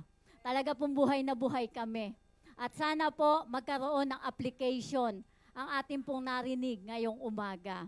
So ngayon po, it's our giving time.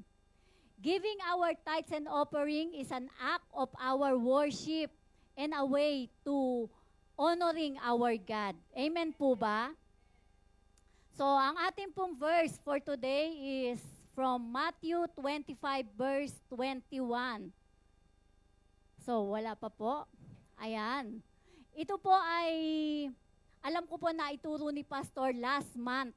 At nung pinakita po siya sa monitor, nagkaroon po siya ng good impact, enlightenment, and very inspiring para po sa ating mga nagbibigay sa gawain ng Panginoon. Mga nagiging kabahagi po at kapartner ng gospel dito sa ating church. Sabi po dun sa ating verse, "Well done, good and faithful servant. You have been faithful with a few things, I will put you in charge of many things." So, ito po, konting background dun sa story. Alam po natin na ito po ay may title sa Bible na ang mga aliping pinagkatiwalaan ng salapi. Talinghaga po ito tungkol sa mga aliping pinagkatiwalaan ng salapi. Meron pong binigyan ng 5,000, 2,000 at 1,000. So ano po yung nakita natin dun sa 1,000? Natakot po siya, tinago niya po sa kanyang sarili. At ano po, natuwa po ba ang Diyos? Nagalit po ang Diyos at ano po ang nangyari? Ibinigay po yung 1,000 doon sa mayroong 5,000. At yung po may 5,000 at 2,000, ano po ang ginawa nila? Ininvest po nila yung ipinagkatiwala ng Panginoon na salapi sa kanila. At ano po ang nangyari? tumubo po ito, namunga, at yung pong bunga ay tumubo na naman at namunga. Ganon din po sa ating mga buhay. Alam po natin na ang ating buhay ay bigay po ng Diyos.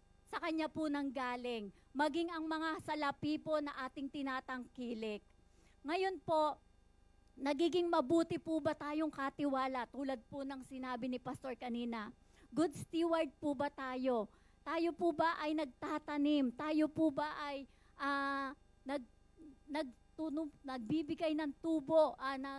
Kasi po sa pagbibigay po natin, tayo po ay nagtatanim. At ito pong tinatanim natin, namumunga po. At yung pong bunga nito, yung mga kaluluwa po, na tulad ng sinabi ni Pastor kanina, may magpapakamatay na, pero nakarinig ng salita ng Diyos. Ano po ang nangyari? Nagkaroon ng direksyon at pag-asa. So sa ating po mga buhay, hindi po natin alam, nagiging kabahagi po ang bawat isa sa atin sa pagbabago ng maraming kaluluwa na nagkakaroon ng kaligtasan. Kaya po wag po tayong manghinawa dahil lahat po ng ginagawa natin sa ating Panginoon ay hindi po nawawala ng kabuluhan. So nakikita po natin, napakasipag po ng ating pastor na humayo. At tayo po, tulad po ng inaral namin kaninang umaga, partnership with the gospel, na si Paul po ay nakulong. Pero dahil po marunong siyang mag-delegate ng Word of God, si Timothy at yung mga taga-Pilipos po ay aral. Kaya po sila yung nagbahagi at sila po yung humayo para po yung gospel ay hindi po matigil at hindi po mabusalan. So ganun din po sa ating church. Salamat sa Panginoon dahil ito pong ating church ay missionary church at evangelism church. Kaya po, glory to God at alam ko po na ang lahat sa atin ay inspire na magbigay dahil alam po natin na nagagamit ang mga salapi po na ibinibigay natin. Hindi po natin itatago sa ating sarili, kundi ibibigay po natin upang ito ay tumubo, lumago, umani ng maraming kaluluwa na maliligtas at magkakaroon ng buhay na walang hanggan. Salamat po sa Panginoon at sa ating pong mga beautiful ushers, woman of God, onegai shimasu po.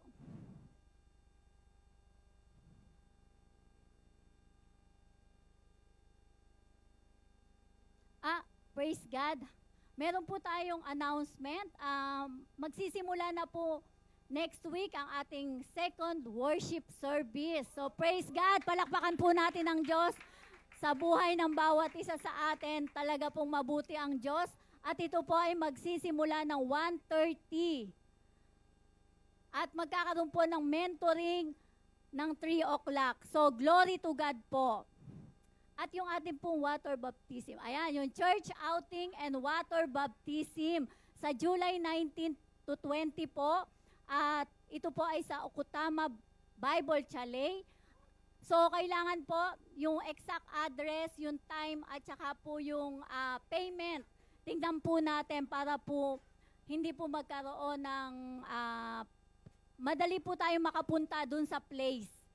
And doon po sa mga magpapa-water baptism, yung public declaration po ng ating faith ay very much welcome po at libo-libong anghel po ang magsasaya kapag tayo po ay nagpabaptis. At ganun din po sa mga gusto magpa-rebaptize tulad ko po na ako po ay naaya lang ng aking ama noon na magpabaptize. Batang-bata pa po sa edad at sa pananampalataya. So gusto ko po ngayon dito sa GFCF Church magpa-rebaptize yung aking public declaration of my faith to our God. So sige po. Hallelujah. Ay, pasensya na po, meron po pala tayong first timer. Sorry. So si Sister Bella po. Pwede po bang tumayo para po ma-recognize? Oh, nadagdagan na naman po ang beautiful. Dati na po. So, long time no see po. Glory to God. Hallelujah. So, Sige po, ipanalangin po natin ang ating pong tithes and offering. Lord, we praise you and honor you on this day. We thank you, Lord, for the gift you have given us. We acknowledge, Lord, everything we have comes from you, from your abundance provision to each and every one of us. You are the source of every blessing in our lives. Our tithes and offering is an act of our worship, trust, and love to you. It is a great opportunity, Lord, na makabahagi kami sa pagtatanim ng church na ito upang marami pang kaluluwa ang maabot, makakilala, at mapaayos ang buhay. At alam po namin, Lord, lahat ng aming ginagawa sa inyong gawain ay hindi po nawawala ng kabuluhan. I-multiply mo po ang mga salaping ito upang marami pa ang matamnan ng inyong mga salita at upang mag-glorify ang inyong dakilang pangalan sa kanilang mga buhay. To you all the glory in Jesus' mighty name.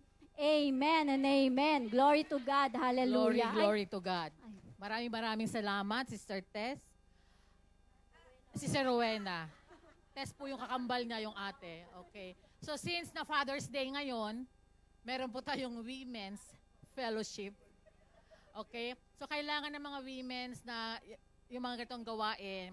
Kung meron pa kayong date with husband, okay lang po. So gagawin po natin yan ngayon after the worship service. Kasama po natin ang ating Mami Winnie para lalong lumakas, lalo natin pagpipray yung mga tatay. Kaya, yung mga women's, every third Sunday of the month, every other month, third Sunday po yung ating women's fellowship. Kaya lahat po kayo invited today, women's, para mas lalo tayong gumanda. Physically, matututunan natin yan kay Mami. Spiritually, so balanse, lahat madidevelop sa atin. Attend lang po tayo ng Women's Fellowship. And today, lahat ng mga tatay, this is your day. Kaya lahat ng mga tatay, meron po kaming hinandas, simpleng celebration para sa inyo. Lahat ng mga gwapong tatay, tinatawagan dito sa harap. Lahat ng mga father. Ayan. Basta may anak kayo, father. Okay na yon. So lahat ng daddy, lahat ng tatay, lahat ng papa, tinatawagan po dito sa harap. Ayan. Ilan na yung mga tatay dito? Ayan. Okay, so, ayan. Yung mga nag-aspire na maging tatay, wait lang muna kayo. Ayan. Ito po, ipagpipray po kayo ng ating Mami Winnie. Okay, Sister Emmy, pakidistribute na muna yung simple gift para sa mga tatay bago sila ipag-pray. Ayan, ayan.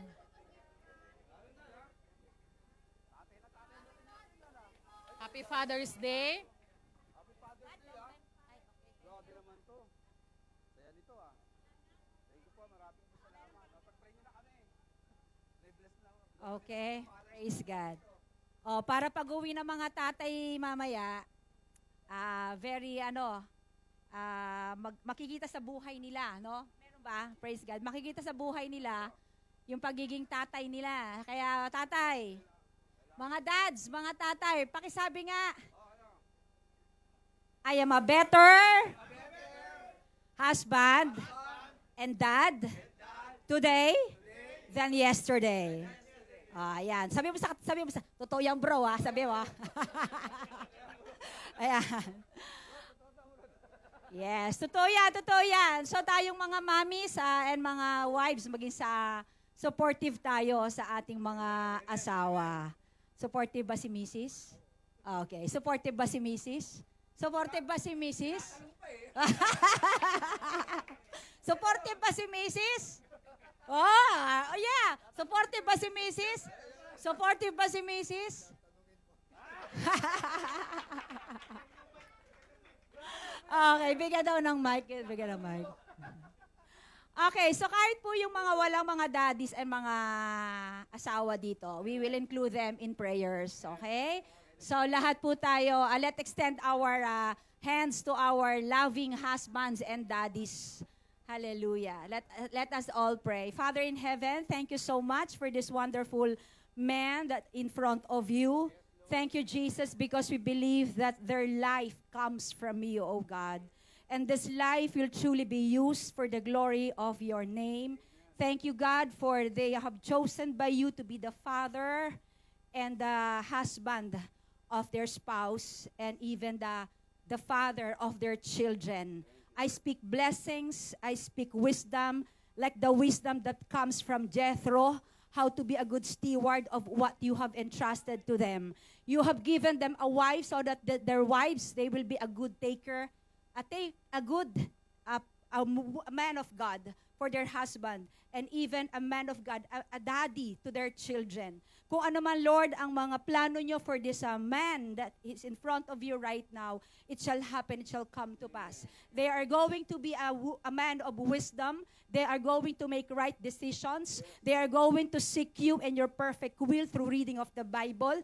Sila, Panginoon, ay makakarinig ng voice ninyo through the Holy Spirit so that we will not be mistaken from any choices that they are going to make. Because if they make a wrong choice for their family, there's always a trouble, there's a consequence. But today, oh God, we seal them by the blood of Jesus Christ, God, that your divine protection be upon them. They will continue, God, to really call on you, and the manifestations of the power and the love and the glory of God will truly be seen through them as they carry their family. From this day on forward, God, things will never be the same again. They will be a better daddy, they will be a better husband, and truly, Lord God, not just a husband, not just a father, but a mighty ministers in the kingdom of God. Let your will be done, oh God, and great things are in store for them. Thank you, God, because the family is advancing. Their family, oh God, is growing because of the wisdom that comes from you. To God be all the glory.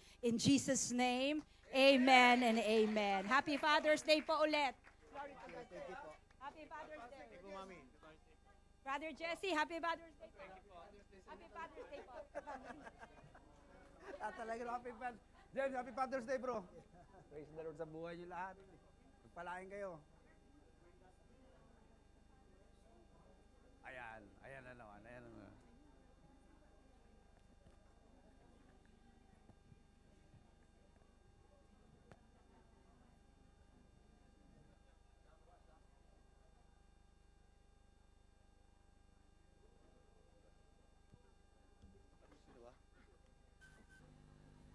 Okay, praise the Lord. Happy Father's Day.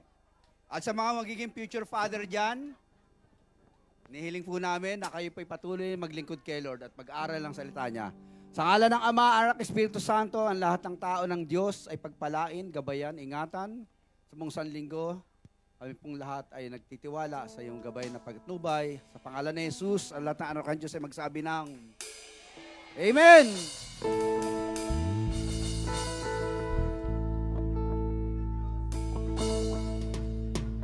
Happy Father's Day! Hallelujah!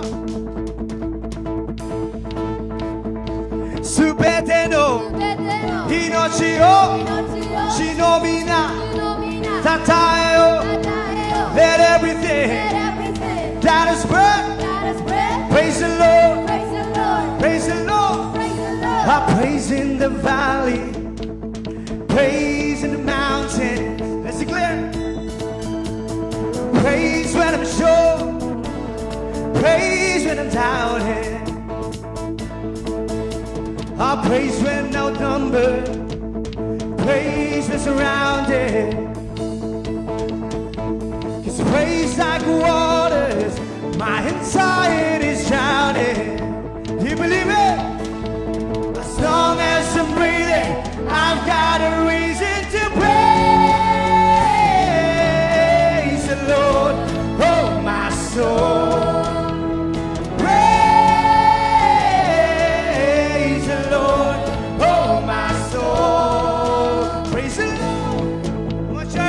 Let's lift it up. I praise when I'm feeling. I praise when I'm feeling. I praise when I don't. I praise as I know you're still in control. Thank you, God. My praise is like a weapon. It's more than a sound. We declare His praise is a shout that brings Jericho down. As long as we're breathing, as long as I'm breathing, I've got a reason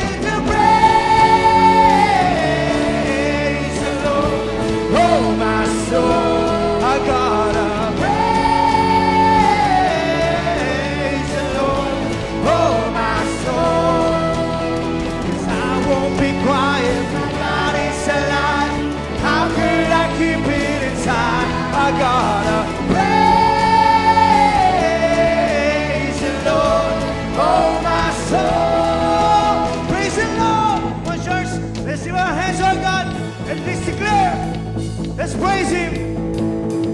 I praise 'cause you're sovereign, praise 'cause you reign, praise 'cause you rose and defeated the grave. I praise 'cause you're faithful, praise 'cause you're true, praise 'cause there's nobody greater than you. I praise 'cause you reign, praise 'cause you rose and defeated the grave. I praise 'cause you're faithful, praise 'cause you're true, praise 'cause there's nobody greater than you.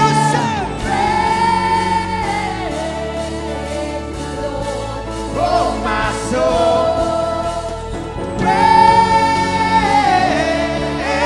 the Lord.